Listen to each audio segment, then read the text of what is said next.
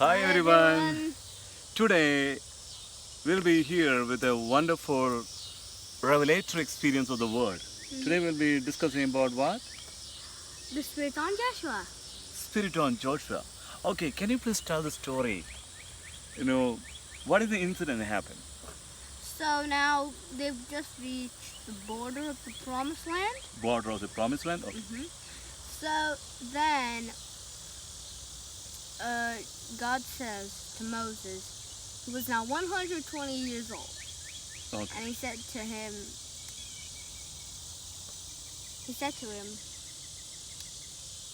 go put in part, not implant, in part, some of your spirit into Joshua. To Joshua. Mm-hmm. God already put some spirit on him. Now he is asking Moses to impart and give some authority as a leader. Give some responsibility as a leader so that people will obey him. Okay. So Moses did. Then what happened? Then he also said that Eleazar the priest. Okay. Eleazar the priest was the one that was supposed to advise Joshua. To be advisor of Joshua. Okay. So we need advisors like us. Otherwise, if we go wrong, then how we will know, right? Okay. So when I look into the Moses and Joshua, there is a lot of difference. So can you please tell some of the difference Moses and Joshua had? Moses was like a pioneer experience. Okay. Pioneer experience. He was. Oh, Moses was a pioneer. Like he started delivering down from Egypt and guiding to the promised land. And Joshua is something like he is finishing the work, completing the work, and reaching the promised land and settling in promised land. Okay. Oh, that is cool. That is cool. I never thought about it. Anything else? Well, also... The way they operated were different. Yeah, so Moses operated like an ox, as evangelist is an ox, working hard. Like a pioneering evangelist. Moses was working with the wonders and miracles. Yeah, but Joshua, he's more like a lion. He goes out, fights, yeah. He's more like a apostle. That's a lion, symbolized by lion. No, that is, you can see that when there is a war, Moses go and pray, like a mountain, he raises staff and pray. But Joshua, with the sword, he go and fight. He was in the battlefield. He was more like a apostle. That's why God was asking, making a leader, because he's going to rule, right? And he's going to divide the land to the people of Israel. Moses delivering them and bringing to the land. No, that's what the evangelists do. They perform the miracles and wonders, and they deliver the people, and they will do the pioneering work. No, we know the evangelists, they do the big crusade, and many people will join, and we don't know where they're going, right? But it is the apostle. They will build a church, and they appoint the pastors, and they do other work, right?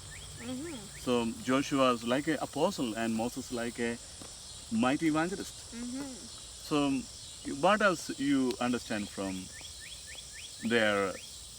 Oh, there is the way they perform things was different.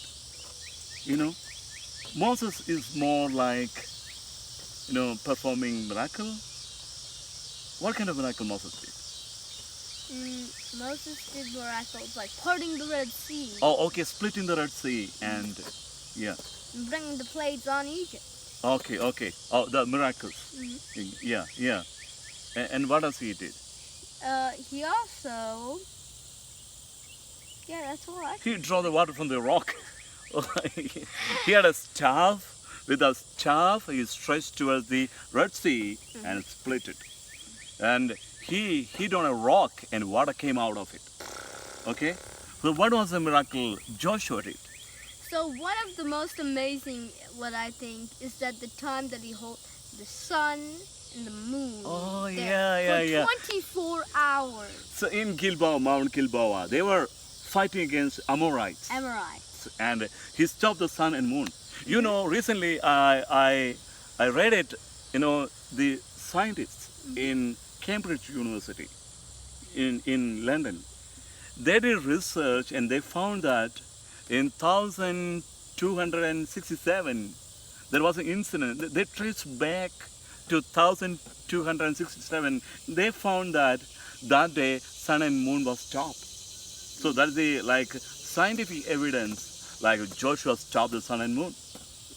And another thing we can see, Joshua had a powerful encounter with the captain of God's army. That is Jesus. That is Jesus. Do you remember that incident? When it happened? So, when he was studying the walls, then this The man wall of was- Jericho? Yeah, well, Okay, and okay. this man with a sword comes, and it's like, are you a friend or foe? Are you on their side or our side? And this guy says, neither. Neither. That's interesting. That's interesting. Neither. So No. then, who is he? Now here is the captain of Israel, or the leader of Israel. He was spying the Jericho wall. In the night he was going and checking in the Jericho wall how to defeat them. And now suddenly he saw a man with a sword in his hand, standing against it. So he asked, are you on our side or their side? And this man with the sword, he said, neither, not on your side. No, that man stand with the sword was Jesus Christ. And he came and he said, neither your side or their side. What does it mean? It means that, I didn't come to join your part. I came to take over it. I came to cross over it. I didn't came to take part of it. I came to take over it. And he is telling I already taken victory. Now it is on your hand. You can just take it. You can just take over it. All right, it's You can like just kind of cross like over it. it's like chess. So really, what do you call the rook is right in front of the king, and the king has no choice, and he can't do anything. Yeah. So he can just take it. Yeah. In our life, in this 2020, there is a lot of loss happen to people, sickness and poverty, turmoil, a lot of stress and frustration. Many people, they lost their job, and many people, they lost their loved ones. But I'm telling you, the rest of 2020, by the help of Jesus, by the help of the captain of God's army, you can take over it. You can cross over it. Yeah. So I pray that the remaining of 2020 will be a time of takeover or the crossover by the help of captain of God's army, captain of the army of host.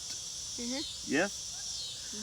So if you like our videos, please subscribe and also join our Facebook group 5-Minute Devotion. Yeah. And if you like it, please share with your groups and share in your groups. Thank you. Bye. We are signing out.